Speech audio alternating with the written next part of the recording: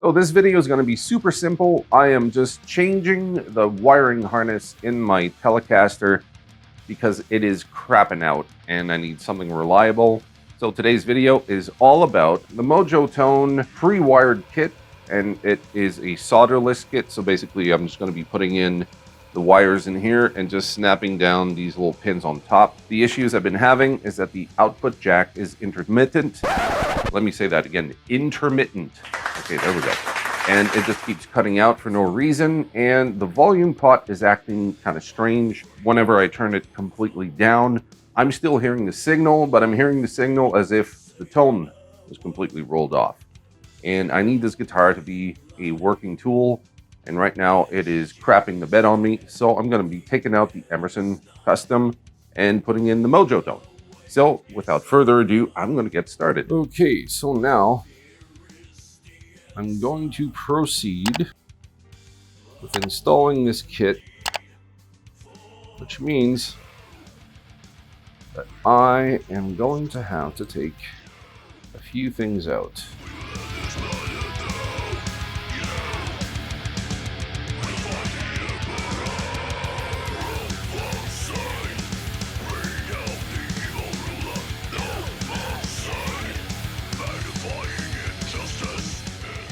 So here's the gut shot of the Emerson Custom kit that I put in a few years ago.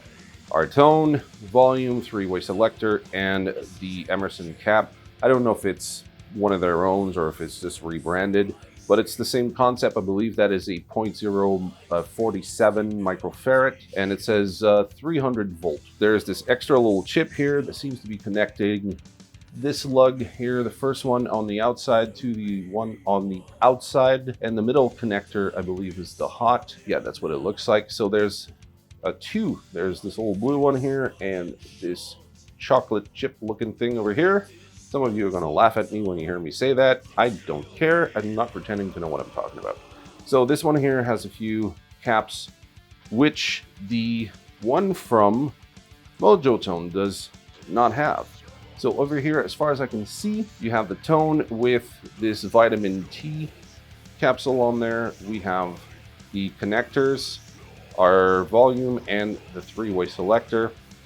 And from the diagram that I've seen, you have one, which is going to be your hot for the neck pickup. Then G is going to be the ground. So for me, that's going to be the black wire, because I do have a more vintage style wiring coming out of these pickups. 2 is going to be the bridge. G is going to be the ground for this bridge. And then 3 is going to be the input. So the white is going to be the hot and the black is going to be the ground. Hopefully I'm not too much of an idiot and I wire everything backwards. I don't think so. I usually tend to follow diagrams as closely as I can, even though I'm not really good at this stuff. So I'm going to get this cut because I don't have a soldering kit. Long story short, I'm Canadian living in Europe, and I have a soldering kit, but that only works on 110 volts.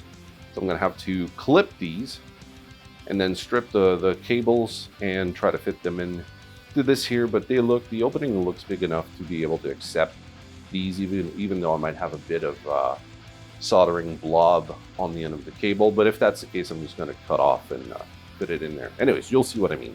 Basically, I'm going to take this off. Hopefully this fits in. It looks like it's going to fit in. It doesn't look too large. So I'm hoping it's just going to be a straight fit in there and I'm not going to have to bend anything to fit it in. And I'm going to report back. So like I said earlier, this is a Mexican telly. These are supposed to be American dimensions for the openings of the faceplate here. So hopefully these pegs are just going to fit in there without me having to buy anything new or even bending the unit to fit it in. So yeah, let's get started.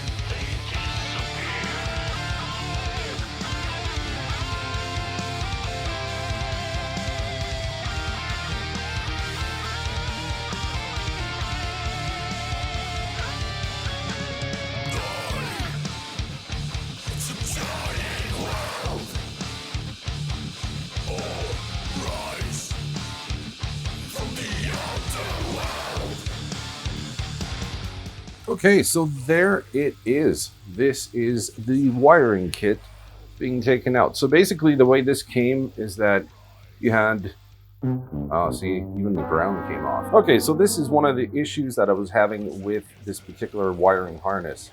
This black cable here that comes from the input jack.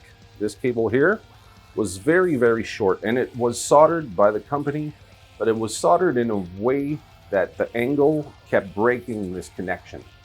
And I did this at least 3 times where I went back, connected it, and it kept breaking. So every time I would put it through the hole here so it could connect to the input jack on the guitar, this little thing kept breaking, and I tried bending it, I tried a bunch of stuff, and I think it was just cut a bit too short, which led to it breaking constantly. I'm going to be connecting this with this kit here. Hopefully everything works out. I'm going to be putting the plate back on, and I'm going to be reporting back saying how this either worked or didn't. So the way that they're showing this is that you have your tone knob right over here, and 1 is supposed to be for the neck pickup hot. G is the ground of the neck pickup. 2 is going to be the bridge pickup hot.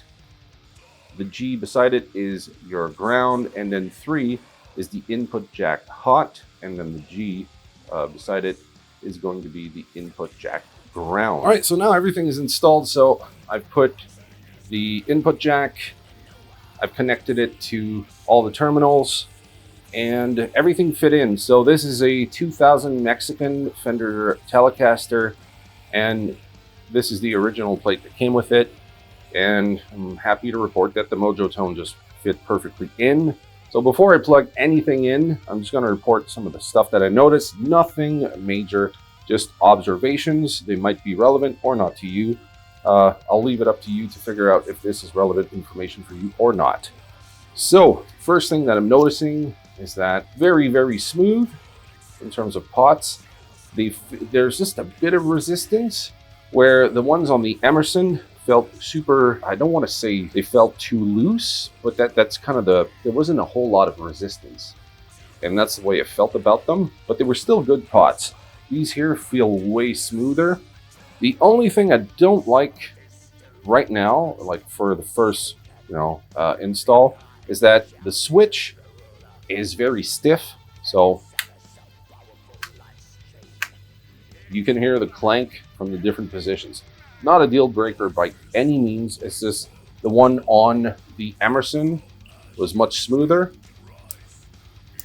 had this very soft click, and this one here is very clanky.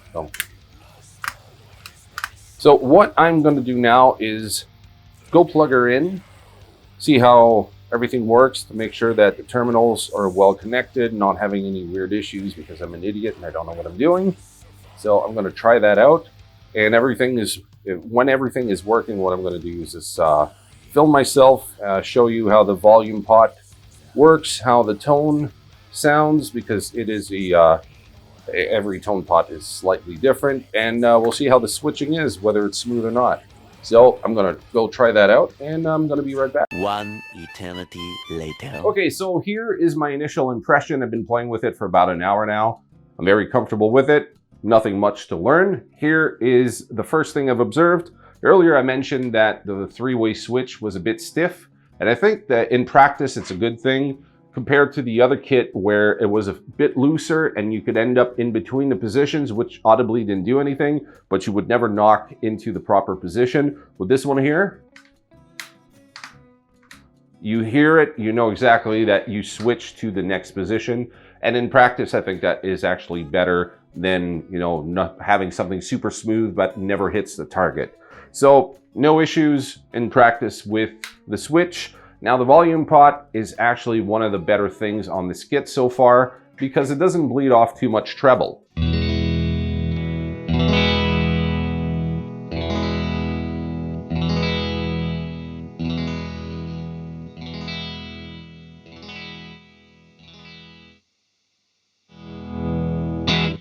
One of the things that I really hate with a standard pot is often the way it's wired. As soon as you go from 10 to about 8, you lose a lot of top end. Some people like that. Personally, I don't like it. I just want to make it less loud. I don't want to change the frequency content.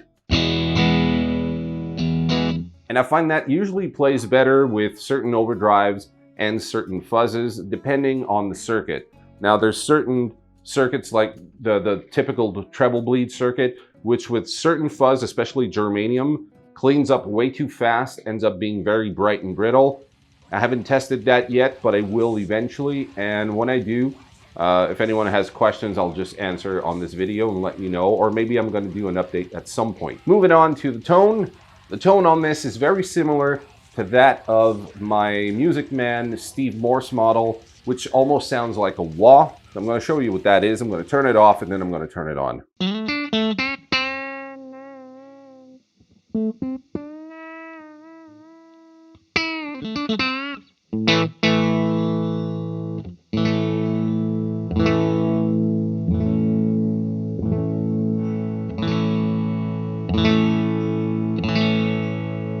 Very usable, super interesting for getting those type of effects. And on top of that, it doesn't roll off too much treble as you roll back. Sometimes some of the tone knobs, you kind of like the volume, if you go from 10 to 8, you just basically span like 80% of what that knob can do, and then whatever's left just basically makes no difference. This here is much smoother, and you have way more control over that kind of sweep.